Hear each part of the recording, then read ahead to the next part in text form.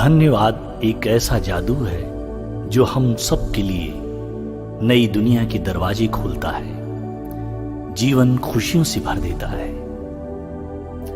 धन्यवाद आज के शुभ दिन के लिए। धन्यवाद परमात्मा को जिसने हमें स्वास्थ्य प्रदान किया। धन्यवाद उस ईश्वर को जिसने हमें देखने की शक्ति दी। धन्यवाद उस नियंता को जिसने सुनने की शक्ति दी है। धन्यवाद मेरे माता पिता को जिन्होंने मुझे सब कुछ दिया। धन्यवाद हमारे मस्तिष्क को जो अच्छे विचारों का सृजन करता है। धन्यवाद उस परमात्मा को जिसने एडवांस में बहुत कुछ दिया जिसको गिना नहीं जा सकता है। परमात्मा तुम्हें धन्यवाद उस शांति के लिए जो मेरे जीवन में प्रदान की गई। मेरे जीवन की आर्थिक समृद्धि के लिए प्रभु मैं तुम्हें धन्यवाद देता हूं। धन्यवाद उसकी करुणा के लिए। धन्यवाद उसकी दया के लिए। धन्यवाद समझदारी के लिए। धन्यवाद ज्ञान के लिए। धन्यवाद परिवार को जहां से प्रेम, साहस, अपनापन मिला। धन्यवाद सूर्य भगवान को जो इस पूरे ग्रह को जीवन प्रदान करते हैं। धन्यवाद ऑक्सीजन को जो हम सबको जीवंत करती है। धन्यवाद पेड़ पौधों को जो हमारे ग्रह को स्वस्थ, सुंदर जीवन प्रदान करते हैं। धन्यवाद उन ग्रंथों, लेखकों, विद्वानों, गुरुजनों, कवियों, कलाकारों, सृजनकर्ताओं, वैज्ञानिकों को जो हम सबके जीवन को नई दुनिया में प्रवेश देते हैं। धन्यवाद उस ईश्वर को जो हमें रहने के लिए सभी सुविधाओं से भरे घर प्रदान करता है। धन्यवाद उस धन को जिससे हम पढ़ने योग्य किताबें एवं अन्य जीवन की आवश्यक एवं सुविधापूर्ण वस्तुएं खरीदते हैं। उस ईश्वर को धन्यवाद जिसने मुझे अच्छा समय दिया। धन्यवाद हमारे जीवन की सभी ब्लेसिंग्स के लिए। धन्यवाद हमारी आत्मा के लिए। धन्यवाद हमारे हाथ पैर स्वस्थ शरीर के लिए। धन्यवाद हमारी शक्ति के लिए। धन्यवाद उस साहस के लिए जो हमारे कठिन समय में मार्ग प्रशस्त करता है। धन्यवाद हमारे जीवन में उन लोगों का जिन्होंने हमें प्यार दिया, सीख दी, मेरा संबल बढ़ाया। धन्यवाद उस ईश्वर को जो जरूरतमंदों के लिए हमसे शेयरिंग करवाता है। उस भोजन के लिए धन्यवाद जो प्रतिदिन मुझे प्राप्त होता है। वस्त्रों के लिए धन्यवाद जो परमात्मा मुझे प्रदान करता है। अच्छी किताबों के लिए धन्यवाद। वैज्ञानिक खोजों के लिए धन्यवाद जिन्होंने मनुष्य जीवन को आसान बनाया है। मैं उन सबको धन्यवाद देता हूं जो मेरे जीवन में सकारात्मक प्रभाव डालते हैं। धन्यवाद उन आशीर्वादों के लिए जो मेरे जीवन में अचानक आते हैं। धन्यवाद उस प्रकाश के लिए, उस ज्ञान के लिए, उस निर्णय के लिए जो परमात्मा हमें अनिर्णय और भ्रमित होने की अवस्था में भेजता है और मेरी बांह पकड़कर सही राह पर ले चलता है। धन्यवाद, धन्यवाद, धन्यवाद। प्रत्येक क्षण के आनंद के लिए धन्यवाद। धन्यवाद मेरे प्यार की योग्यता के लिए। धन्यवाद हमारी उपस्थिति के लिए। धन्यवाद उस परमात्मा को जो हमें जीवन प्रदान करता है। धन्यवाद धन, सामर्थ्य, खुशी, स्वास्थ्य के लिए। धन्यवाद जल को जो हमें जीवन प्रदान करता है। धन्यवाद उस योग्यता के लिए जो अच्छे लोगों, अच्छे विचारों को प्रभावित करती है। अच्छे दिन के लिए धन्यवाद जो हमारे जीवन में सत्य, शिव, सुंदर को लाता है। धन्यवाद उस ईश्वर को जो हमें संकल्प शक्ति प्रदान करता है। उस परमात्मा को धन्यवाद जो हमारी बेहतर कल्पनाओं, इच्छाओं की पूर्ति करता है। धन्यवाद, धन्यवाद, धन्यवाद इस पूरे जगत को धन्यवाद। Thank you, thank you, thank you.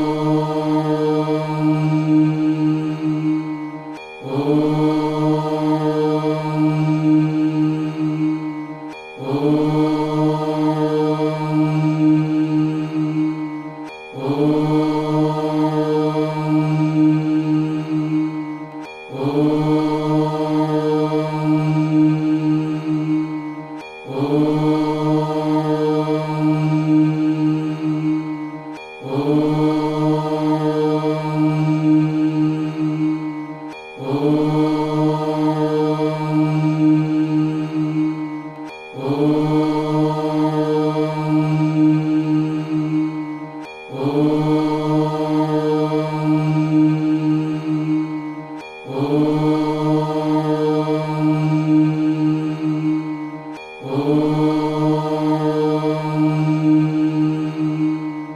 Oh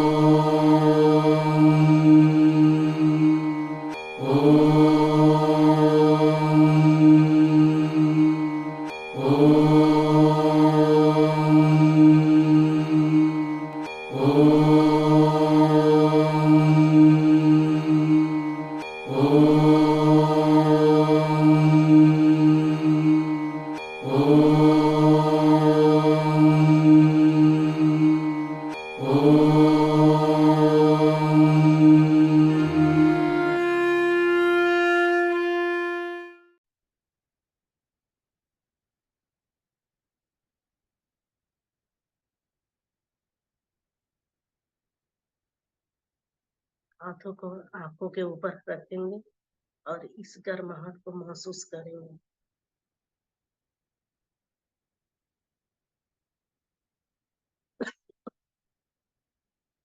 इस पे स्माइल लेते हुए धीरे धीरे आंखों को खोलेंगे।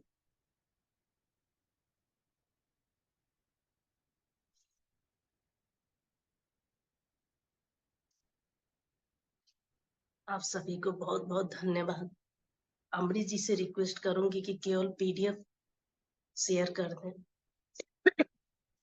सॉरी।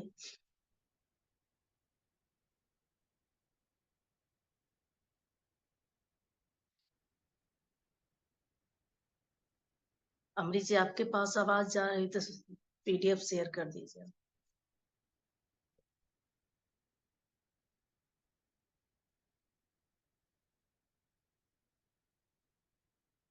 यहाँ टॉपिक है, क्या आप में से कोई रीड कर सकता है?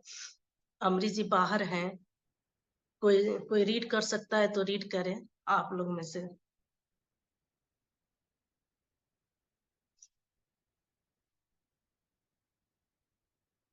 ये चलिए हम करते हैं। क्या यह खंडेच्छा प्रक्रिया मेरी स्वाभाविक प्रतिक्रिया को प्रभावित करेगी? Ma'am good morning. Good morning. Good morning. मैं पढ़ूँ? हाँ जी जी। क्या ये मैम ये क्या यह खंडेशा प्रक्रिया मेरी प्रवाहिक प्रक्रिया को प्रभावित करेगी?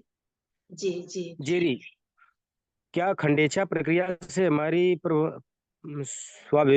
स्वाभाविकता या किसी क्षण में उत्पन्न परिस्थिति में प्रतिक्रिया देने की क्षमता किसी भी तरह बाधित होती है?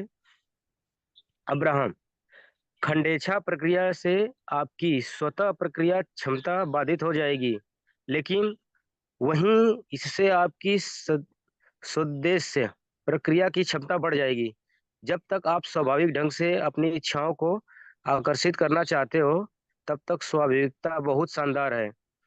लेकिन जब यह इसी स्वाभाविकता से उन चीजों को आकर्षित करने लगे जो आपको पसंद ना हो, तो यह उतनी शानदार नहीं मानी जाएगी।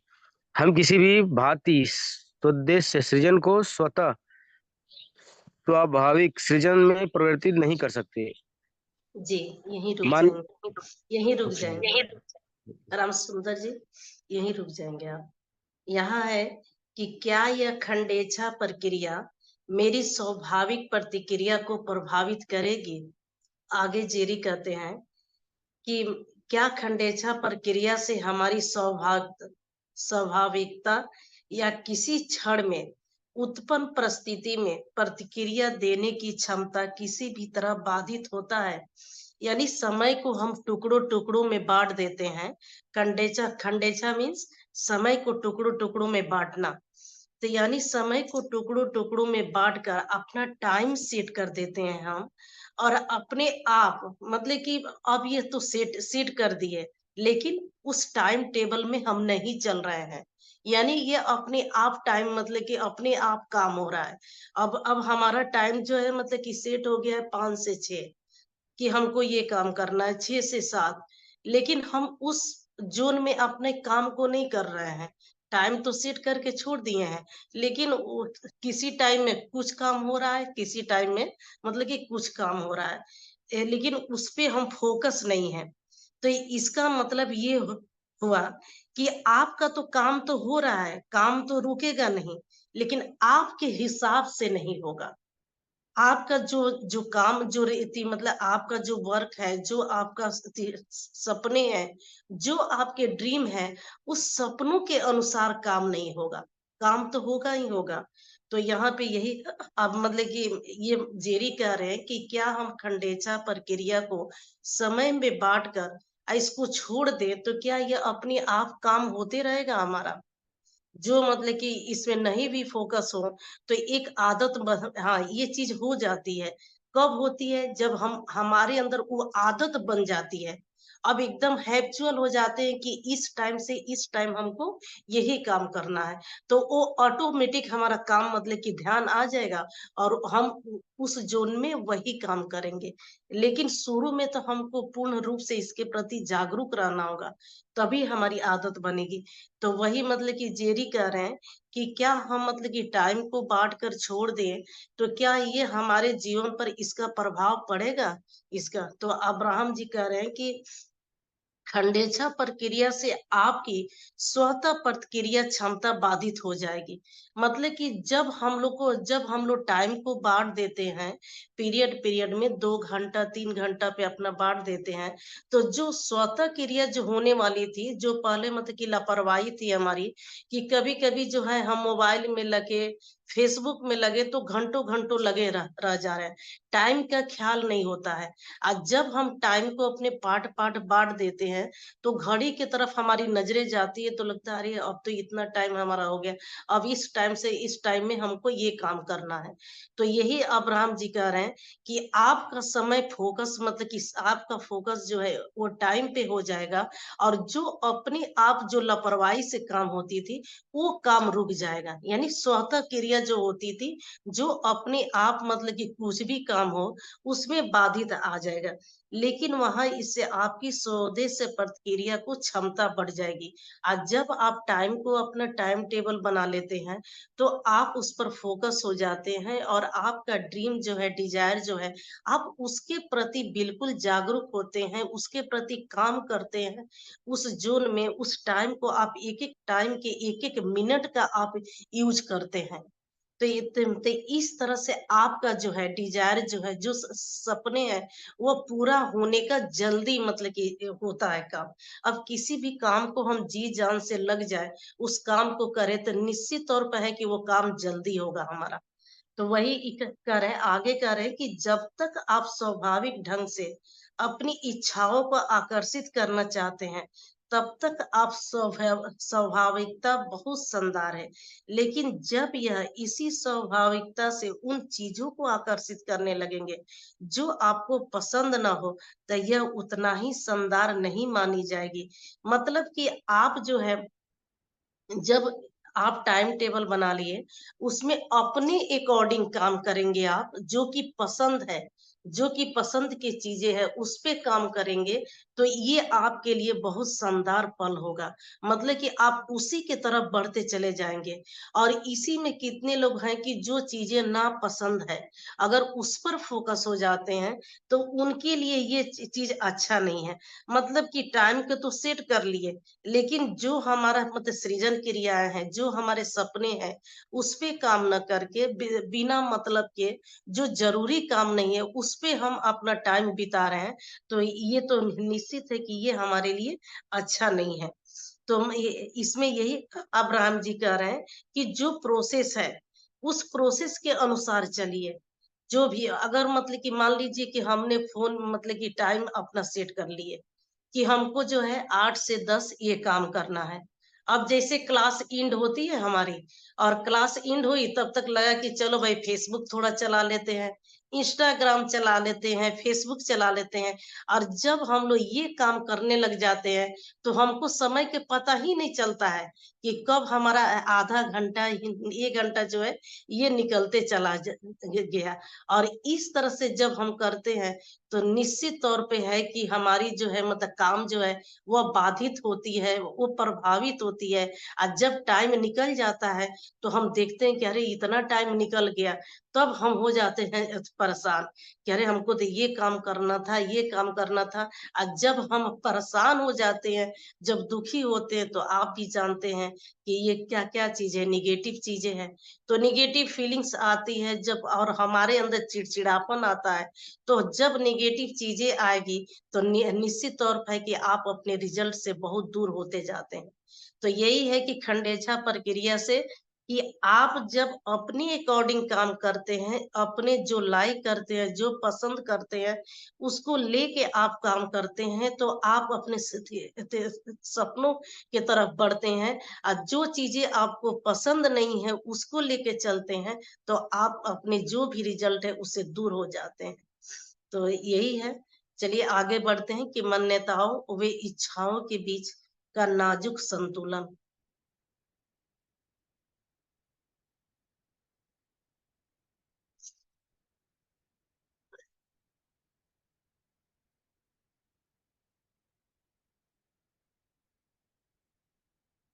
आवाज नहीं आ रही है राम सुंदर जी, आपकी आवाज नहीं आ रही। आप लगता है म्यूट हो गए हैं।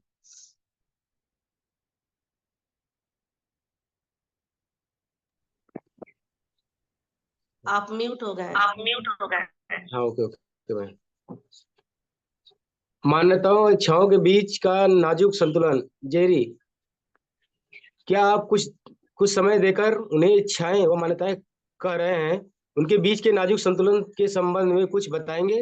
अब्राहम, सृजन के तराजू के दोनों पलड़ों के नाम इच्छा करना एवं स्वीकार करना है।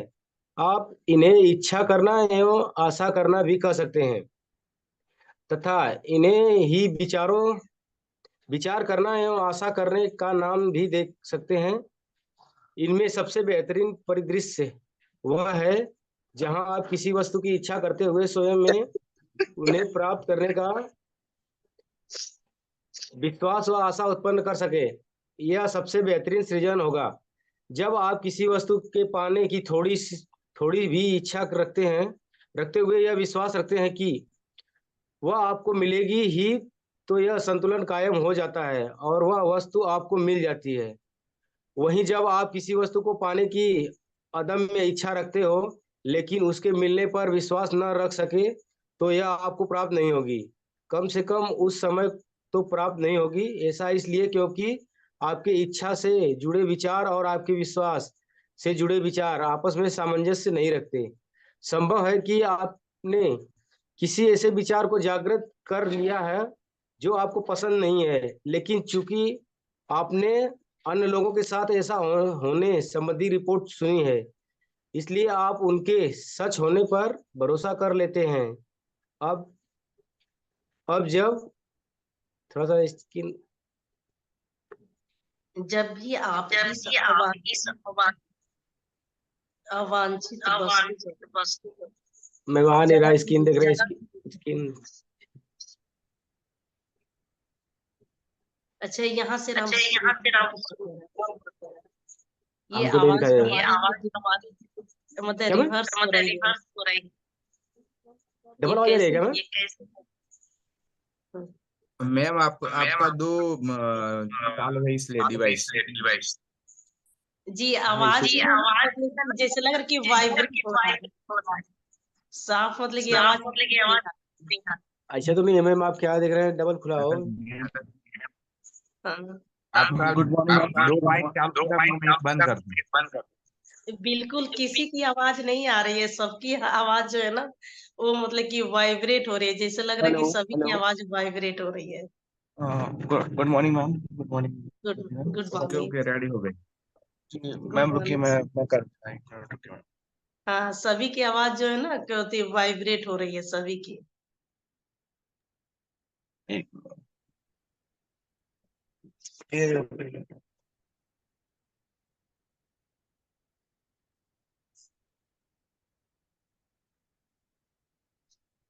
तो संभव है कि आप आपने किसी ऐसे विचार को कर लिया हो जो आपको पसंद नहीं है, लेकिन चूंकि आपने आपने अन्य लोगों के साथ ऐसा होने संबंधी रिपोर्ट सुनी है, इसलिए आप उनके सच होने पर भरोसा कर लेते हैं। अब जब भी आप उस अवांछित वस्तु पर जरा भी विचार करेंगे, तो आपका विश्वास आपको उस सब को प्राप्त कर आपकी दावेदारी जता देगा। आप अपनी इच्छाओं पर जितना अधिक ध्यान केंद्रित करेंगे, आकर्षण का नियम इसे तक आपके सामने लाता रहेगा, जब तक आप इस पर विश्वास न करने लगे। जब आप इस आकर्षण के नियम को समझ लेंगे, तब आप अपने विचारों को स्वदेश निर्देशन करने लगेंगे तथा आपको कुछ कुछ भी बनने या प्राप्त करने की क्षमताओं पर भरोसा होने लगेगा। जी, यहाँ रुक जाएंगे। यहाँ है कि मान्यताओं यानी कि कुछ हमारे मत मान्यता होती है अति पुरानी, जो कि माने पीढ़ी दर पीढ़ी चलते रहती है। कुछ कुछ ऐसी बातें होती है कि जो पीढ़ी दर पीढ़ी हम मानते रहते हैं उसको। तो वही यहाँ पे अब्राहम कह रहे हैं कि मान्यताओं वे इच्छाओं, यानी कि इच्छा तो अलग है।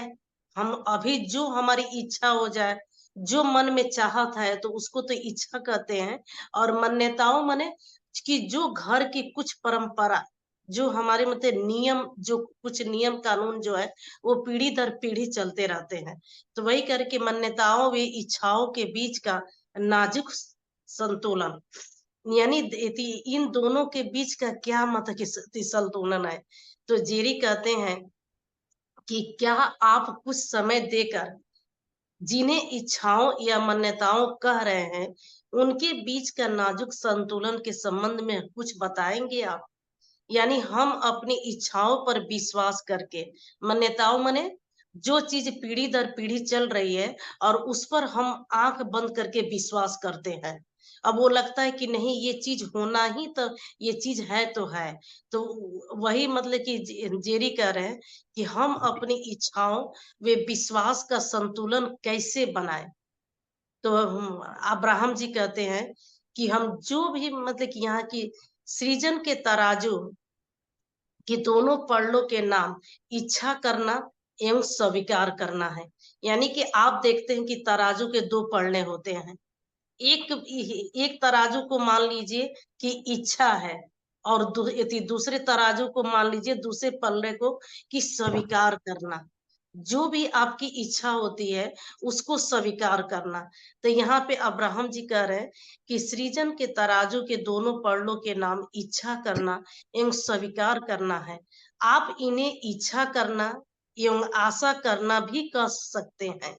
यानी कि आप इच्छा करना भी, और यदि दूसरे तरफ आप सोच सकते हैं कि इस पे आशा ही नहीं, आपका पूर्ण विश्वास है, इसको मान सकते हैं आप।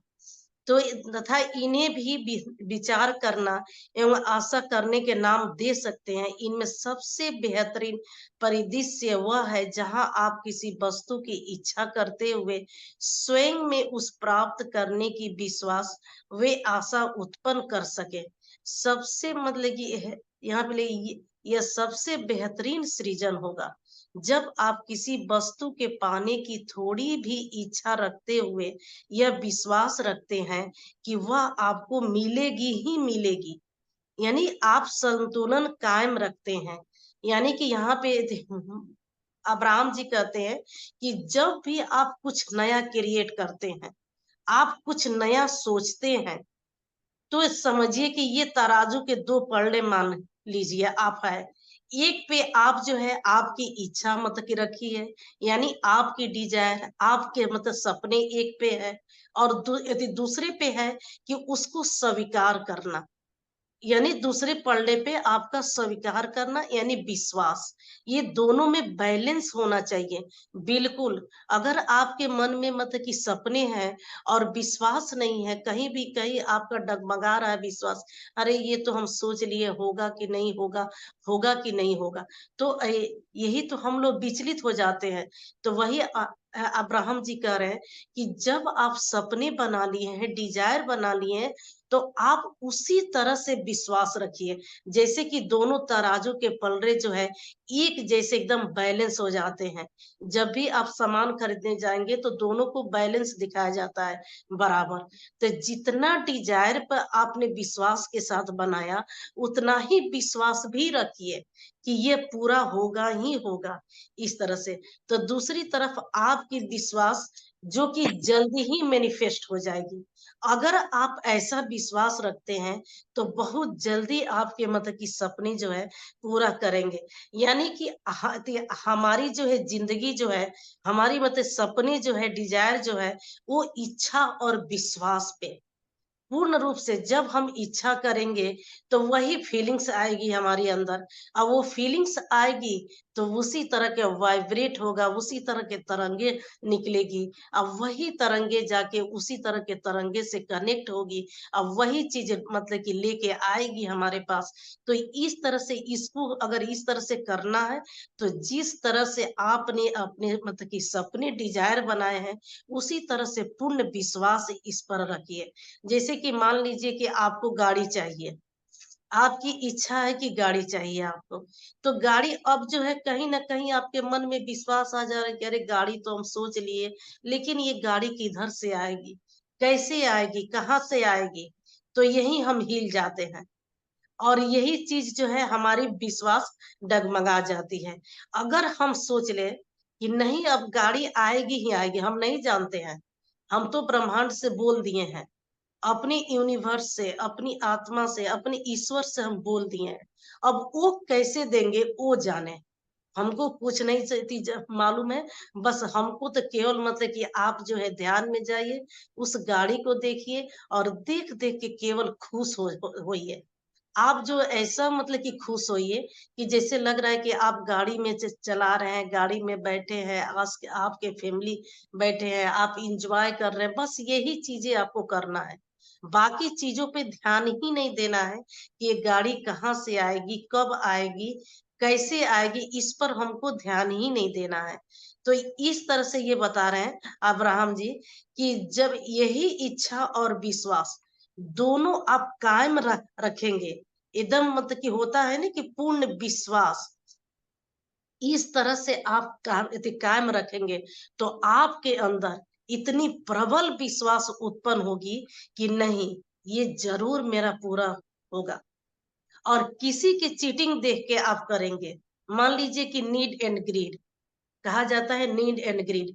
नीड जो होती है वो आवश्यकता होती है, आपको जरूरी है गाड़ी एकदम, एक ये होता है। और एक ग्रीड बने किसी के देख के मतलब कि वो नकल करना कि उनके यहाँ आया है तो हमारे यहाँ भी आ जाए। मतलब कि आपको जरूरत है नहीं, आपकी जरूरत नहीं है, लेकिन आप उसको जबरदस्ती की इच्छा कर रहे हैं, मतलब दूसरे को देख के नकल कर रहे हैं। तो वो डिजायर आपको जल्दी पूरा नहीं होता है, क्योंकि उस पे आपकी फीलिंग्स नहीं आएगी। वो चीज फीलिंग्स आएंगी ही नहीं। आज जब फीलिंग्स नहीं आएगी तो हमारे अंदर से वो मतलब की वाइब्रेशन, वो तरंगे उत्पन्न ही नहीं होगा। और एक चीज होती कि नहीं हमें जरूरत है, तो जरूरत का कैसे है, मान लीजिए कि बड़े बड़े मतलब कि सक्सेस लोग होते हैं, उनके पास तो एक तो गाड़ी होती नहीं है, उनके पास 2 4 5 10 10 गाड़ियां मतलब की होती है, ये चीज होती है। तो उनको तो जरूरत है ही नहीं, अगर उनके पास 2 गाड़ी भी रहे तो उनकी काम चल जाएगी, लेकिन फिर भी वो 10 10 गाड़ियां मतलब के रखते हैं, क्यों? तो वो यूनिवर्स से ये बातें करते हैं कि प्रभु आपने हमको ये गाड़ी दे दिया है, अब ये गाड़ी हमने ड्राइव कर लिया, चला लिया, बहुत अच्छा लगा, इसकी बहुत बहुत धन्यवाद। अब हमें इतनी जरूरत है कि इसके आगे अब मैं ये गाड़ी चलाऊं। मेरी इच्छा है, मेरी बहुत हार्दिक इच्छा है कि मैं अब ये गाड़ी पर चलूं, अब ये गाड़ी मैं चलाऊं। तो हमेशा मैंने दुनिया जो है आगे बढ़ना चाहती है, हमेशा ग्रोथ पे होती है। तो जब आप इस तरह से इच्छा करेंगे, इस तरह से प्रार्थना अपना मतलब यूनिवर्स ब्रह्मांड से करेंगे कि अब हमने ये गाड़ी ड्राइव कर लिया, इस पे मतलब घूम लिया, बहुत अच्छा लगा, इस गाड़ी को बहुत बहुत धन्यवाद। अब मैं चाहता हूँ, अब मैं चाहती हूँ कि अब इससे भी मतलब हमारी इच्छा है कि अब ये गाड़ी पर चले, अब ये गाड़ी को ड्राइव करें, और ईश्वर भी ब्रह्मांड देखते हैं कि हाँ आपके अंदर वो डिजायर है, वो क्षमता है कि आप उस गाड़ी को पाने के हकदार हैं। आप इस तरह से मेहनत कर रहे हैं, आप इस तरह से मतलब कि विश्वास है अपने ऊपर, अपने यानी कि लालच बस वाला नहीं है विश्वास, एक लालच वाला होती है अलग, कि किसी को देख के लालच करना, और एक होती कि जागृत, नहीं हमें तो ये चीजें करना है, ये चीजें पाना है। तो ये आपकी इच्छा हो गई, ये यहाँ पर आपकी नीड हो गई, आप उस पर पूरी तरह से फोकस है, और किसी के देख के कर रहे हैं तो वो आपके अंदर वैसी फीलिंग्स नहीं आएगी। वही मतलब कि अब्राहम जी कह रहे हैं कि नीड और ग्रीड, इसमें दोनों आप देख लीजिए, अपने आप को चेक कर लीजिए कि आपकी आवश्यकता है, आपकी नीड है, कि या आप किसी को देख के आप चीटिंग कर रहे हैं, नकल कर रहे हैं कि भाई उनके यहाँ है तो हमारे यहाँ भी आ जाए। ये तो जिनकी ऐसी भावना होगी तो वहां उस तरह के फीलिंग्स नहीं आएगी, और जब फीलिंग्स नहीं आएगी तो आकर्षण के नियम काम नहीं करेगा। ये चीज तो यहाँ पे वही अब्राहम जी बता रहे हैं कि आप अपनी इच्छा को चेक कीजिए कि आपकी आवश्यकता है, कि आपके मन किसी के देख के लिए कि आप ये लालच लाए हैं मन में, तो आप अपनी इच्छाओं पर जितना अधिक केंद्रित करेंगे, आकर्षण का नियम इसे तब तक आपके सामने लाता रहेगा जब तक आप इस पर विश्वास न करने लग जाए। जब आप इस आकर्षण के नियम को समझ लेंगे तो इसे समझना इसलिए सरल है क्योंकि यह निरंतर जारी रहता है। तब आप अपने विचारों को सउद्देश्य निर्देशन करने लगेंगे। आपको अपनी कुछ भी बनने या प्राप्त करने की क्षमताओं पर भरोसा होने लगेगा। मतलब कि आप जो यहाँ पे अब्राहम जी कह रहे हैं कि आकर्षण का नियम हम लोग जान गए हैं, ये अब तक इतने पीछे टॉपिक देख चुके हैं कि आकर्षण का नियम किस तरह से काम करता है, किस तरह से काम करता है। तो हम अगर जानते भी हैं आकर्षण के नियम को तब भी, और नहीं जानते भी हैं तब भी, ये 24 घंटा हर जीव हर प्राणी पे ये आकर्षण का नियम काम करता है। बस फर्क यही रहता है कि जब हम जान जाते हैं तो हम अपने मतलब सपनों, अपने डिजायर के प्रति जागरूक हो जाते हैं, तो उस तरह से हम यानी कि पॉजिटिव दिशा में हम अपने को रखते हैं। तो ये आकर्षण का नियम उसी में काम करता है। जब नहीं हम जानते हैं तो हमको मालूम ही नहीं कि कब हम निगेटिव हो रहे हैं, कब मतलब पॉजिटिव हो रहे हैं, और क्या आकर्षित कर ले रहे हैं। तो यही चीज है कि आप जब जान लेते हैं अपने विचारों पे, अपने सोच पे, अपने थॉट पे आप फोकस हो जाते हैं, तो ये उसी तरह से काम करती है। और जैसे कि आपके मान्यताएं हैं, इच्छाएं हैं, दोनों पर बैलेंस रख के चलना होता है। यानी कि इच्छा है तो विश्वास भी कायम रखिए, और दोनों पढ़ने के जैसे एक जैसे बैलेंस होता है, बराबर होता है, उसी तरह से अपनी इच्छा और विश्वास लेके चलिए, और कभी भी किसी के लालच से काम मत कीजिए देख के। तो चलिए आगे बढ़ते हैं। खंडेच्छा कब कार्यत हो जाती है? जेरी, हम भौतिक हम भौतिक अस्तित्व में हैं, और हमें यही सिखाया गया है कि आर्थिक लाभ प्राप्त करने के लिए कड़ी मेहनत करना आवश्यक है। लेकिन आपको शारीरिक श्रम के बारे में कुछ नहीं कहा। आपके रचनात्मक समीकरण में कड़ी मेहनत या शारीरिक श्रम कहाँ फिट होते हैं? अब्राहम, आप विचार द्वारा किसी उद्देश्य पर जितना अधिक ध्यान केंद्रित करते हैं, आकर्षण का नियम उसके प्रति उतनी ही अधिक प्रतिक्रिया देता है। उससे इससे उस विचार की शक्ति उतनी ही अधिक बढ़ जाती है। अपनी अपनी रचनात्मक कार्यशाला में कल्पना व खंडेचा द्वारा मार्ग निर्धारित करने से आपको कार्य करने की प्रेरणा मिलती है। प्रेरणा की इस अनुभूति के बाद किया गया श्रम ऐसा कार्य है जिसके बेहतरीन परिणाम मिलते हैं, क्योंकि यहाँ आपने आगे बढ़ने का ब्रह्मांड के नियमों की सहायता ली है। जब आप बिना उद्देश्य निर्धारित किए कोई कार्य करते हैं तो उस हेतु क्रियाश्रम आपको आपको इसी कारण कठोर लगता है, क्योंकि इस क्षण में आप अपनी कार्य क्षमता से अधिक प्राप्त करने का प्रयास कर रहे हैं। जब आप अपने सृजन में वास्तविक होने की कल्पना से प्रेरित होकर श्रम करेंगे, तो आपको अपना भविष्य तैयार आपके स्वागत के लिए तत्पर दिखाई देगा। तभी आप अपने श्रम द्वारा सृजन करने की गलत प्रयास के स्थान पर अपने श्रम द्वारा वास्तविक सृजन शक्ति के फल का आनंद ले सकेंगे। जी, यही रुकेंगे। यहाँ है कि खंडेच्छा कब कार्यत हो जाती है, यानी खंडेच्छा मतलब कि समय के बांटना, ये कब ज्यादा जो है सबसे अधिक मतलब कि ये कारगर होती है, हमारे लिए फायदेमंद होती है। जेरी कह रहे हैं कि हम भौतिक अस्तित्व हैं और हमें यही सिखाया गया है कि आर्थिक लाभ प्राप्त करने के लिए कड़ी से कड़ी मेहनत करना आवश्यक है, लेकिन आपने शारीरिक श्रम के बारे में कुछ नहीं कहा। आपके रचनात्मक समीकरण में कड़ी मेहनत व शारीरिक श्रम कहाँ फिट होते हैं। मतलब कि यहाँ पे जेरी कह रहे हैं कि अब्राहम जी आप मतलब सभी के वर्णन किए हैं, अब तक सभी चीजों पर आपने बताया है, लेकिन कभी आपने मेहनत के ऊपर नहीं काम किए हैं। मतलब मेहनत के ऊपर आपने कुछ इसके बारे में आज तक बताया ही नहीं है। और हम लोग यही जानते हैं कि जो मेहनत करने वाले होते हैं वो दिन भर मेहनत करते हैं, लेकिन जितना उनको सक्सेस होना चाहिए, जितने के लायक है, जितना उनको मनी अर्न करना चाहिए, उनको ये चीज मिलता नहीं है और आपने कभी इसके बारे में बताया ही नहीं है। तो आगे कह रहे हैं कि आपने कभी इसके बारे में बात ही नहीं किए हैं, मेहनत के बारे में। क्या ये क्रिएटिविटी आपने बताया है जो प्रक्रिया है, यानी पहले हमें डिजाइन करना है, फिर हम क्रिएट करेंगे, और लेकिन इसमें कहीं नहीं बताया कि आप मेहनत करने से सब कुछ होता है। यानी कि हम डिजाइनिंग कर लेते हैं, यस अपने मतलब खंडेच्छा के प्रक्रिया को, समय को बांट लेते हैं, डिजायर भी अपना बना लेते हैं, उस पे काम भी करना स्टार्ट करते हैं, ध्यान भी करते हैं, लेकिन कहीं मेहनत की बात ही नहीं मत सुनने को मिला है।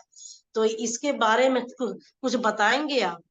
तो अब्राहम जी कह रहे हैं कि आप विचार द्वारा किसी उद्देश्य पर जितना अधिक फोकस, जितना अधिक ध्यान केंद्रित करते हैं, आकर्षण का नियम उसके प्रति उतनी ही अधिक प्रतिक्रिया देता है। इससे उस विचार की शक्ति उतना ही अधिक बढ़ जाती है। मतलब कि अब्राहम जी कह रहे हैं कि मेहनत करने की जरूरत ही नहीं है। जो दुनिया मेहनत के पीछे भागती है, तो मेहनत करने की जरूरत ही नहीं है, केवल आप अपना ध्यान को फोकस रखिए। कैसे फोकस रखेंगे? तो ध्यान, मेडिटेशन आपका बहुत जरूरी है। जब तक आप अपनी आत्मा से कनेक्ट नहीं होंगे, अपने आप से नहीं मिलेंगे, तब तक आपके किसी भी चीज का मतलब कि रास्ता आपको दिखेगा नहीं। और हम मनुष्य क्या करते हैं कि जो चीज पर काम करना चाहिए उससे कोसों दूर है। हम लोग 24 घंटा में देखिए कि आधा घंटा भी हम लोग ध्यान नहीं करते हैं, 30 मिनट भी अपने आप को हम जानते नहीं है कि हम क्या हैं, हमें क्या करना है, कैसे करना है। नहीं, जो भागम भाग दुनिया के पीछे भागे जाते हैं, जो दुनिया को माने देखते हैं हम, वही उसी पर फोकस होके उसी के ऊपर अपना काम करते जाते हैं। और इनके अनुसार है, अब्राहम जी कह रहे हैं कि मेहनत करने की जरूरत ही नहीं है। आप घर बैठिए, आप जो भी आपने सपने डिजायर बना लिए, आप 2 से 3 बार, 2 बार, 3 बार, 4 बार मेडिटेशन करिए। आपको जितने बार मतलब कि जितने जल्दी अपने डिजायर को प्राप्त करना है, अपने सपने को पाना है, बस अपने आप पर फोकस हो जाइए। और जब अपने आप पर फोकस हो जाएंगे तो आप जानते हैं कि हम चुंबक हैं। सभी लोग जानते हैं कि हम लोग क्या है, मतलब कि मैग्नेट के समान है, सभी में एनर्जी है, और ये ब्रह्मांड जो है पूरा मैग्नेट की तरह चलती है। और आप भी जान गए, हम भी जानते हैं, पीछे अब्राहम जी बताएं कि ये ब्रह्मांड, ये सृष्टि जो है एक रसोईया की तरह है। हम लोग क्या है, रसोईयादार हैं। बस हम लोग को लेने तो आना चाहिए। सब कुछ इस ब्रह्मांड में रखा गया है पहले से, वो भी अबंडेंस में, कहीं हम लोग को सोचने से 1000 गुना ज्यादा, मतलब कि ज्यादा है। लेकिन हम लोग को लेना आना चाहिए, बस यही तो हम लोग को मतलब सीखना है कि कैसे उस चीज को हम खींच ले अपने तरफ, कैसे अट्रैक्ट कर ले। तो इससे तो वही कह रहे कि जितना ज्यादा हम ध्यान करेंगे, जितना ज्यादा हम विचार करेंगे उस पे, जितना ज्यादा फोकस होंगे, उसमें और पावर आएगी, और पावर आएगी, इस तरह से शक्ति उत्पन्न हो जाएगी कि स्वयं खींच लेगा, उस चीजों को खींच लेगा। आप भी देखे होंगे कि मतलब कि बहुत सिद्ध जो होते हैं पुरुष, वो क्या करते हैं, दुनिया में कहाँ वो लोग भागम भाग करते हैं, इस तरह से अपने अंदर पावर को जगा लेते हैं। बड़े बड़े ऋषि, महर्षि, महात्मा देखे होंगे कि अब बैठे हैं वो मतलब कि लीन है तपस्या में, और जो चाहिए केवल वो जल छिड़क दिए, या केवल मुंह से निकाल दे कि जाओ ऐसा हो जाए, वो तुरंत वो चीजें हो जाती है, महल से महल खड़ा हो जाती है। हर दुनिया के हर एक चीज, ये क्या है, वो पावर हम लोग के अंदर है। अब वही तो पावर को तो हम लोग नहीं जानते हैं, और दुनिया में हम लोग भागते रहते हैं। वही मतलब कह रहे हैं अब्राहम जी कि कहीं मेहनत की जरूरत ही नहीं है, इसलिए हमने मेहनत का कभी जिक्र नहीं किया है। केवल आप अपने ऊपर फोकस हो जाइए, अपने ध्यान पे केंद्रित हो जाइए, और अपने आत्मा से मिलिए, आपका वहीं से सब कुछ मिलेगा, सब कुछ रचना मन मतलब कि दिखेगा रास्ता आपका। तो अपनी रचनात्मक कार्यशाला में कल्पना वे खंडेच्छा द्वारा मार्ग निर्धारित करने से आपको कार्य करने की प्रेरणा मिलती है। आप अपने समय को खंड बाई खंड पार्ट बांट लीजिए, उसने अपने उसमें 2 बार 3 बार आप ध्यान में जाइए, जो चीज रचना किए हैं, जो चीज आप क्रिएट किए हैं मन में, जो डिजायर आपने लिखा है, उस पे फोकस होइए, उसको सोचिए, उसको कल्पना कीजिए, उसको इमेजिन कीजिए, ध्यान में देखिए जितना, और विश्वास के साथ। ये नहीं कि बस बैठे हैं ध्यान में, आंखें बंद है, लेकिन हमारी तो ध्यान कभी इधर जा रही है, कभी उधर ध्यान जा रही है, तो कैसे होगा, ये चीजें नहीं होगा। केवल उसी डिजायर पे हम फोकस होंगे तब जाके होगा, और यही तो हम नहीं कर पाते हैं। अगर ये कर ले तो दुनिया में भागने की जरूरत ही नहीं होगी। तो प्रेरणा की इस अनुभूति के बाद किया गया श्रम ऐसा कार्य है जिसके बेहतरीन परिणाम मिलते हैं। अगर आप इस तरह से अपने ऊपर काम करते हैं, इस तरह से श्रम करते हैं, क्या चीज, तो अपने ध्यान को एकाग्रचित करना, तो इसका बहुत बेहतरीन परिणाम मिलेगा आपको। क्योंकि यहाँ आपने आगे बढ़ने में ब्रह्मांड के नियमों की मतलब सहायता ली है। जो नियम है, जो प्रोसेस है ब्रह्मांड का, उस नियम को आप फॉलो करने लगे। और आप भी जानते हैं कि हर चीज का एक प्रोसेस होता है, नियम होता है। उस नियम प्रोसेस के अनुसार हम चलेंगे तो हर जगह हम सक्सेस होंगे। और जो नियम के विरुद्ध जाता है, वही तो लोग फ्लॉप करते हैं दुनिया में, वही फेल होते हैं। तो वही है कि अब स्कूल जाना है, तो स्कूल का नियम है कि आप इतने बजे मतलब कि स्कूल में एंट्री हो जाइए।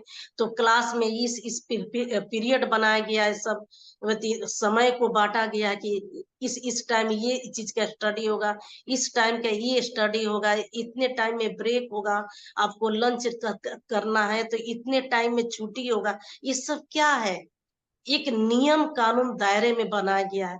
ऑफिस जाते हैं तो आपका टाइम है कि 9 से 4 बजे तक ऑफिस में रहना है, कितने टाइम ब्रेक होना है, कितने टाइम, तो सभी के नियम बनाया गया है। उसी तरह हम अपने जिंदगी के नियम क्यों नहीं बनाते हैं, और इसीलिए हम लोग फेल होते हैं। जिस दिन हम लोग अपनी जिंदगी को भी के भी ऐसे ही अपने नियम को, अपने जीवन के भी नियम बना लेंगे, और उस नियम के अनुसार फॉलो करके चलेंगे, तो फिर तो सक्सेस तो हमारी मतलब कि होता है ना कि कदमों में, कि सक्सेस आपकी इस तरह से आएगी कि आपके कदमों में होगी सक्सेस। तो यही अब्राहम जी कह रहे हैं कि जब आप बिना उद्देश्य निर्धारित किए हुए कोई कार्य करते हैं, तो उस हेतु किया श्रम आपकी इसी कारण कठोर लगता है, क्योंकि इस क्षण में आप अपनी कार्य क्षमता से अधिक प्राप्त करने का प्रयास कर रहे हैं। यहाँ पे कह रहे हैं कि जो चीजें आपके मतलब कि नहीं है, आप नहीं चाहते हैं कि करें, आपके वो डिजायर नहीं है, आपके वो सपने नहीं है, वो ड्रीम नहीं है, फिर भी आप मजबूरी में उस काम को कर रहे हैं। और जब मजबूरी में काम करते हैं तो आपको लगता है कि ये काम बड़ी मुश्किल है, बहुत ये कठोर काम है, क्योंकि आपके इंटरेस्ट का काम नहीं है, आपके वो मतलब पसंद का काम नहीं है। और जो आपके पसंद के काम होगा, आप 2 घंटा के बजाय 4 घंटा उस पे लगे रहेंगे, फिर भी आपको मतलब कि थकावट नहीं होगी और ना ही वो काम आपको कठोर लगेगा। तो वही कह रहे हैं कि जब आपके इच्छा के विरुद्ध कोई काम होता है, वही आपको कठोर लगता है और वही आपके लिए मुश्किल लगता है। और आपको लगता है कि इस समय हम बहुत ज्यादा मेहनत कर रहे हैं, बहुत ज्यादा थक गए हैं, और नतीजा होता है कि जब ये चीजें आती है कि थक गए हैं, हम बहुत मतलब कि मेहनत कर लिए हैं, और मेहनत करना ही, थकना ही चिड़चिड़ापन होता है, इंसान आदमी क्रोध में आता है, और यही होता है कि धीरे धीरे वो डिप्रेशन की तरफ जाता है, क्योंकि वो समझता है कि हम बहुत ज्यादा मेहनत कर रहे हैं, बहुत ज्यादा लेबर कर रहे हैं, उसके मन में यही चीजें आती है। और जब ये चीजें आएगी तो वो तो किसी भी एंगल से वो तो पॉजिटिव होगा ही नहीं, ये सारे निगेटिव के तरफ जा रहे हैं, तो वो इस तरह से नकारात्मक हो जाता है, इस तरह से निगेटिव हो जाता है। तो जब आप अपने सृजन को वास्तविक होने की कल्पना से प्रेरित होकर श्रम करने लग जाएंगे, तो आपका अपना भविष्य तैयार और आपके स्वागत के लिए तत्पर दिखाई देगा। तभी आप जो है अपने श्रम द्वारा सृजन करने के गलत प्रयास के स्थान पर अपने श्रम द्वारा वास्तविक सृजन शक्ति के फल का आनंद ले सकेंगे। यानी जब भी आपको कुछ नया करना होगा, तो आपको कल्पना में अपने इनर विंग से, अपने इनर चाइल्ड से, अपने आत्मा से आपको कनेक्ट होना पड़ेगा। जब भी कुछ नया सोचे तो सबसे पहले अपने आत्मा से कनेक्ट होइए, उससे पूछिए कि ये मेरे लिए काम है कि नहीं, ये इसमें हम सक्सेस होंगे कि नहीं। तो इस तरह से अपना आप जो है ना भविष्य का निर्माण कर लेते हैं।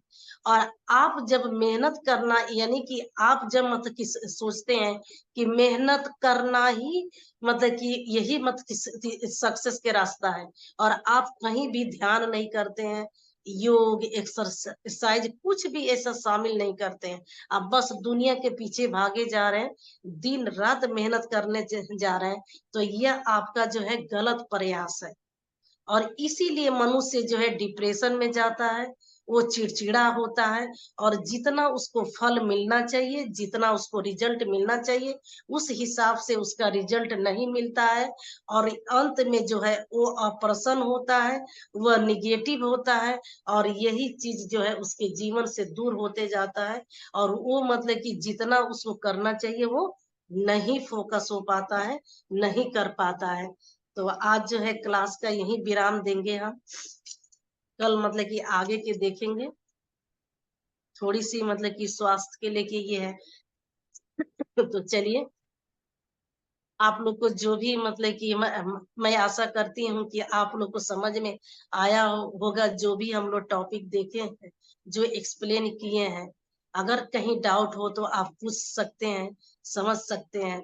और बहुत बहुत धन्यवाद आप लोगों की, बड़े पेशेंस के साथ आप लोग सुनते हैं, क्लास को अटेंड करते हैं। और बहुत बहुत धन्यवाद राम सुंदर जी को कि उन्होंने बहुत अच्छे से प्रयास किए पढ़ने के लिए, लेकिन कहीं ना कहीं नेटवर्क की दिक्कत आ गई। और अमृत जी को भी बहुत बहुत धन्यवाद कि इन्होंने रीडिंग किया, बाहर रहते हुए भी इन्होंने काम को मतलब कि देखा और मतलब संभाला। इसके लिए बहुत बहुत धन्यवाद अमृत जी आपको। थैंक यू सभी को, थैंक यू। तो चलिए, किसी को डाउट नहीं है, सभी को सब कुछ मतलब समझ में आ गया है। तो चलिए, कल मिलते हैं नए क्लास में नए टॉपिक के साथ। अमृत से कहेंगे कि आगे का रिचुअल प्रोसेस शुरू करें।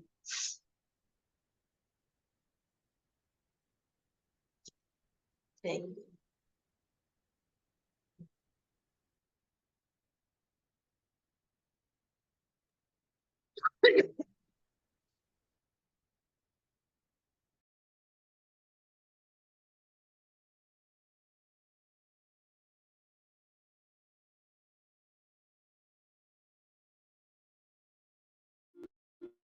तूने दाता बहुत कुछ दिया है, तेरा शुक्रिया है, तेरा शुक्रिया है। मुझे तूने दाता बहुत कुछ दिया है, तेरा शुक्रिया है, तेरा शुक्रिया है। मुझे तूने भगवन बहुत कुछ दिया है, तेरा शुक्रिया है, तेरा शुक्रिया